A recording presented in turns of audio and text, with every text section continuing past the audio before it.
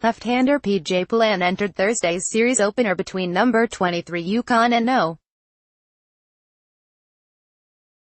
10 ECU with a one-run lead to face left-hander Bryant Packard, who entered the day with a .409 batting average, best in the American Athletic Conference, and had a runner on second base. Packard worked a full count in a long at-bat and got the sophomore to swing over a biting slider that broke away from him, a decisive out to end the eighth in a 3-2 game. "He's been our guy all year and I'll bet on him any day," head coach Jim Penders said. It was Pullan's 14th save, tying John Russell's single-season record from 2017.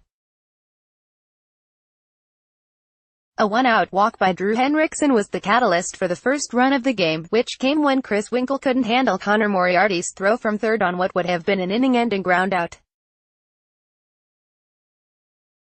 Henriksen scored from second and ECU had an early lead, but UConn came back. "In the first and second inning, they hit some rockets," Penders said. "Feel didn't step off the gas.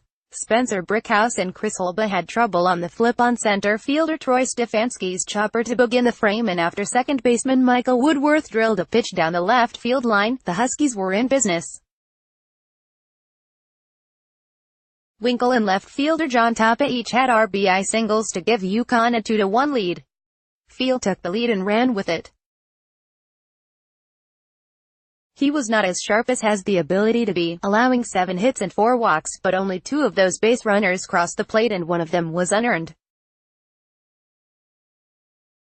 He limited runs and gave the Huskies a chance to win, with a lead into the late innings. "He bends but he doesn't break," Penders said. "There are some batters where you say, what the heck is he doing, but he always dials it back in." His counterpart in Holba would not last nearly as long. Catcher Zach Susie, who singled in the third to increase his reached base streak to 38 games, walked to begin the fifth. That was followed by a double down the left field line by Isaac Feldstein and spelled the end of his outing. Susie would come around on a productive out by Stefanski, but hesitated, keeping Feldstein at second and limiting the potential damage. After navigating a 2-on, nobody-out jam in the sixth, Field began the seventh at 101 pitches and allowed the first 2 he faced to reach base, at which point Penders went to Jacob Wallace. Wallace allowed a run to score, but Woodworth and Anthony Prado turned a very quick 4-6-3 double play to end a bases-loaded threat. UConn 3-1, 1-7-1, and ECU finished their series with a doubleheader on Friday, starting at 11 a.m.